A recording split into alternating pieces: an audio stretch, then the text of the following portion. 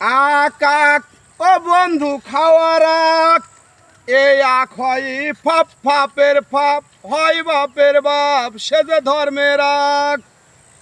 এই আকের থেকে আবার কত কিছু হয়, ওরে সেই বর্ণনা দেব আমি, সেই বর্ণনা দেব আমি, দেব যে আজ। এই আকের থেকে হয় প্রথমে যে রস, ও বন্ধু এই আকের থেকে হয় প্রথমে যে রস, ওরে তারপরেতে হয় যে আবার হয় যে অশ্বিনী, তারপরেতে হবে আবার তোমরা কি জানো, কিন্তু আমি সেটা জানি। তারপরেতে হবে ও মদ, হবে যে বাংলা, তারপরেতে হবে নানি পিলেস মাটিডা।